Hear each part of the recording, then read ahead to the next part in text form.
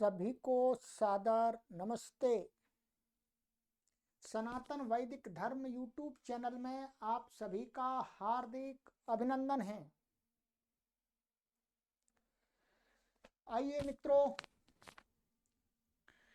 कर्म फल विवरण कक्षा संख्या 9 को आज पढ़ेंगे। ठीक है,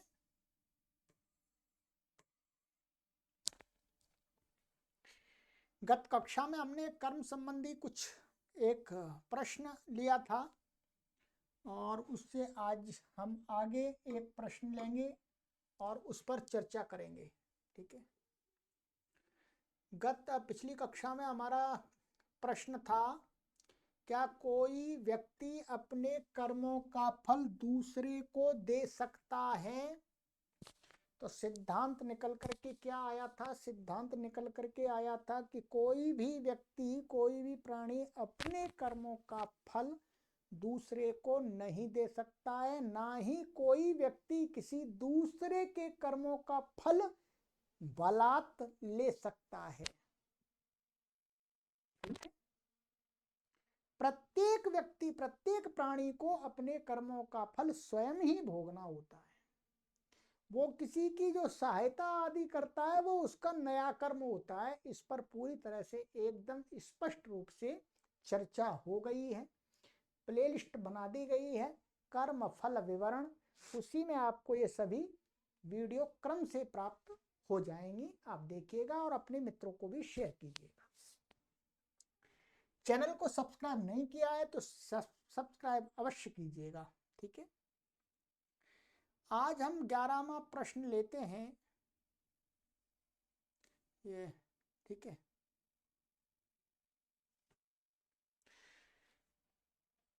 बहुत लोगों के मन में ये प्रश्न रह सकता है, हो सकता है।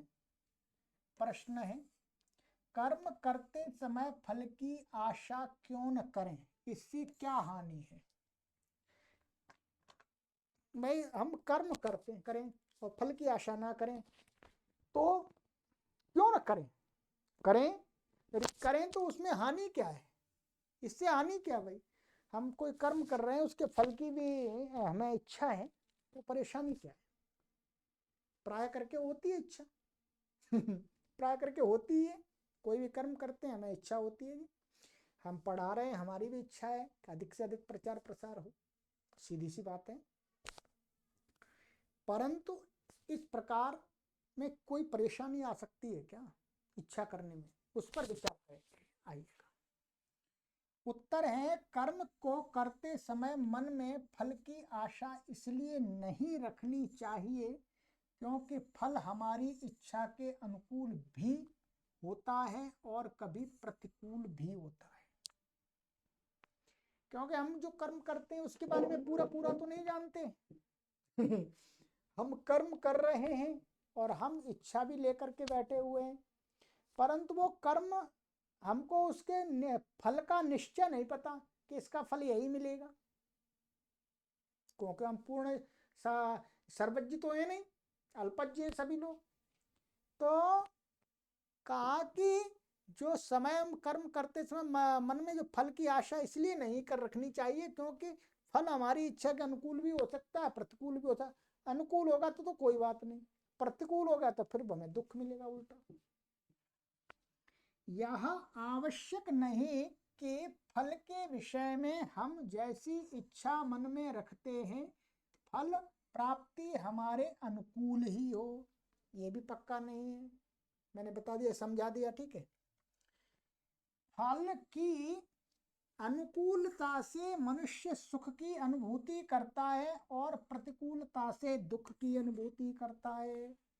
सोच के चल रहे, कोई विद्यार्थी ने परीक्षा दी, लिखा अच्छा और सोच लिया मन में कि मैंने तो 99 नंबर का प्रश्न हल कर दिया है, 90 नंबर पर आएंगे मेरे अंक।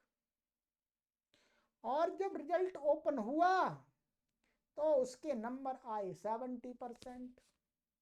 वो तो यही मान के चल रहा था मैंने सही किए। तो जब उसको मालूम हुआ मेरे रिजल्ट में तो भाई मेरे 70 नंबर आए हैं, तो वो 70 नंबर आने पर भी क्या है, दुखी हो जाएगा, लेकिन प्रसन्न होना चाहिए। तो प्रतिकूल होने पर दुख होता है। प्रतिकूलता क्या है कि जैसा मैंने कर्म करते समय अपने मन में इच्छा धारण कर ली, उससे इधर उधर होना, बस क्या विपरीत होना नहीं, इधर उधर होना, कम होना, बस वही दुख का कारण बन जाता है। और जब अनुकूल होता है तो सुख की अनुभूति होती है, सभी जानते हैं। उसको 99 मिल गए तो वो तो खुश हो जाएगा, देखो मैंने बिल्कुल सही किया।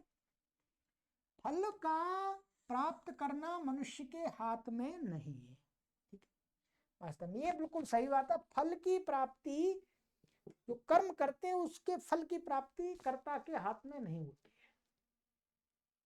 यदि कर्ता के हाथ में हो तो कोई भी कर्म को करने वाला व्यक्ति, बुरा कर्म करने वाला भी अच्छा फल चाहे और अच्छा फल मिल जाए उसे।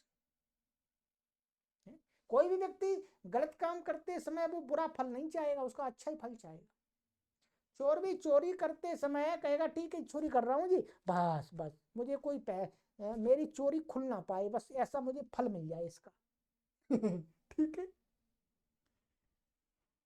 फल इच्छा के अनुकूल हो ना या इच्छा के प्रतिकूल होना अनेक कारणों के आधार पर निर्भर करता है, ठीक है। कर्ता के कर्म का जो फल है वो उसके अनुकूल है या प्रतिकूल है, इसमें केवल उसके सोचना ही उसकी इच्छा कारण नहीं होती, केवल कर्म कारण नहीं होता है, और भी अनेक प्रकार के कारण होते, आधार होते हैं, ठीक है, ये बता दिया। और देखिएगा, मनुष्य को इन सभी कारणों का विशेष ज्ञान नहीं होता, ये सभी ज्ञान नहीं होता वास्तव में। भाई मैं पढ़ा रहा हूँ, मानिएगा मैं ये सिद्धांत ये यहाँ पर बता रहा हूँ आपको, और मैं मन में इच्छा कर रहा हूँ कि भाई मैं 1 करोड़ लोगों को जागरूक बना दूं, परंतु 1 करोड़ लोगों को जागरूक बनाना मेरी इच्छा, मैंने कर्म भी कर दिया, उससे जागरूक बन सकते, परंतु नहीं बने, लोगों ने नहीं देखा, लोगों की मर्जी। तो मेरे हाथ में तो नहीं है कि मैंने कर्म कर लिया, मैंने इच्छा भी कर लिया, फल भी वैसे ही मिल जाए, करोड़ लोग इस चैनल से जुड़ जाएं और इन सिद्धांतों को मान लें, जाने समझें, नहीं होता ऐसा, ठीक। तो विशेष ज्ञान नहीं होता कारणों का, हमारे हाथ में मात्र कर्म करना ही होता है। कर्म तो कर सकते हैं, पढ़ा सकता हूँ, पढ़ाना तो मेरे हाथ में है, ना पढ़ाना भी मेरे हाथ में, मैं अभी बंद कर दूंगी, अभी बंद कर देता हूँ कंप्यूटर, नहीं करूंगा, अभी नहीं करूंगा, पर मेरी इच्छा है, कोई मुझे जबरदस्ती नहीं पढ़ा सकता, पढ़वा सकता, मेरी इच्छा। फल का प्राप्त होना काफी अंशों में हमारे हाथ में नहीं है, ये भी कह रहे हैं। फल की जो प्राप्ति होती है वो फल प्राप्ति हमारे हाथों में, हमारे बस में नहीं है, हमारे कंट्रोल में है ही नहीं वास्तव में, अधिकांश में। हाँ, आंशिक रूप में हो सकती है, 10% या 20%। इसलिए दार्शनिक दृष्टि से हम कर्म करते रहें और एदन्न मम की भावना बनाते हुए फल को परमात्मा के हाथों में छोड़ दें, ये बहुत अच्छी बात है। दार्शनिक दृष्टि से हमारे जो दार्शनिक लोग हुए उन्होंने यही सिद्धांत दिया कि भाई कर्म करना हमारा काम है, कर्म करके फिर क्या करें, किस भावना, इदम न मम, इदम न मम, ये मेरा नहीं है, बस मैंने कर दिया, छुट्टी, मेरा नहीं है। आहुति देते हैं, इदम न मम, बस ये प्रभु ये बस मैं दे दी, मेरा नहीं है, मुझे नहीं कुछ चाहिए, मेरा है ही नहीं कुछ, मैं तो आपका था, आपको दे दिया। है प्रभु, आपने शरीर दिया और आपके शरीर से मैंने काम कर दिया, छुट्टी, मेरा इसमें क्या है। तो कहते हैं कि भावना बनाते हुए फल को परमात्मा के हाथों में छोड़ दे, परमात्मा के प्रति समर्पित होकर के कर्म करे, वह जब जैसा जितना चाहे तब वैसा उतना फल देगा, ठीक है, और ईश्वर न्यायकारी है। इसी विषय में गीता में एक श्लोक कहा है, सभी लोग जानते होंगे, इसी बात को श्री कृष्ण जी ने बताया है, ठीक है। क्या कहा है गीता में, भगवान श्री कृष्ण जी कहते हैं, कर्मण्येवाधिकारस्ते मा फलेषु कदाचन माँ कर्म फल हेतुर्भूत माते संगोस्त कर्मणि। तो इसमें यही कहा, श्री कृष्ण जी कहते हैं कि हे अर्जुन, कर्म करने में ही तेरा अधिकार माने स्वातंत्र है, कर्म के फल पाने में नहीं। तो कर्म फल का प्रयोजक मत बन, निकम्मेपन से में तेरी रुचि कभी ना हो। कई बार ये तो भगवान श्री कृष्ण ने जब अर्जुन था, अर्जुन वैसे ही युद्ध होगा, युद्ध का ये फल होगा, सब मेरे कुटुंब के लोग मर जाएंगे, फिर मैं क्या करूंगा जी, बहुत पाप लगेगा, ये बहुत सारी बातें सोचने लगा। तब भगवान श्री कृष्ण जी ने उसको समझाया, भाई तू ऐसा ना कर, तू कर्म कर, तेरा काम है कर्म करना। कर्म का अर्थ कर्तव्य। क्षत्रिय है तू तो तेरा काम है युद्ध करना, भाई युद्ध करना, धर्म को आधार बना करके युद्ध कर। ठीक है, अब बता रहे हैं। और निकम्मेपन में कभी क्या होता है, जब आदमी फल को निमित्त फल को देख करके काम करता तो कई बार ऐसा देखता, अरे इस काम का तो कोई ये होगा, ये अरे भाई मैं नहीं करता, निकम्मापन आ जाता, आलसीपन। तो वही कहा, ते संगोस्त्व अकर्मणि, अकर्मणि का अर्थ है निकम्मेपन में तेरी प्रवृत्ति ना हो। कई बार हम निर्धारण कर लेते हैं कि यदि मैंने अमुक कार्य कर लिया तो अमुक दंड लूंगा, ठीक है, और यदि उस कार्य के करने पर हम वह दंड ले लेते हैं तो हमारी दृष्टि में निर्धारित फल से न्यूनाधिक की पूर्ति ईश्वर करता है।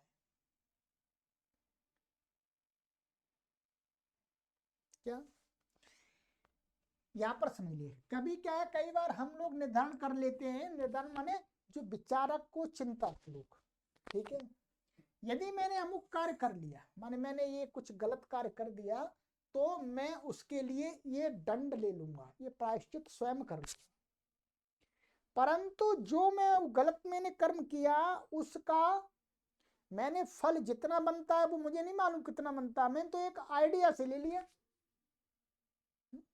किसी प्राणी की हत्या हो गई मेरे से तो मैंने कुछ जो भी प्रायश्चित कर लिया, परंतु ये तो नहीं कह सकते कि उतना ही जितना पाप हुआ उसका उतना ही मैंने प्रायश्चित किया। तो वही कह रहे हैं कि यदि उस कार्य के करने पर हम वह दंड लेते हैं तो वो हमारी दृष्टि में निर्धारित फल से न्यूनाधिक की पूर्ति परमात्मा करता है। फिर यदि कम लिया है मैंने दंड तो फिर मुझे दंड और मिलेगा, और ज्यादा ले लिया मैंने दंड तो फिर और किसी कर्म में से वो कम होगा।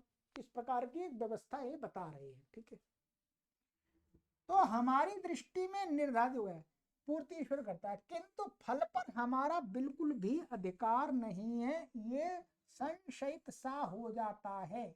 इसलिए फल का अर्थ यहाँ परिणाम लेना होगा।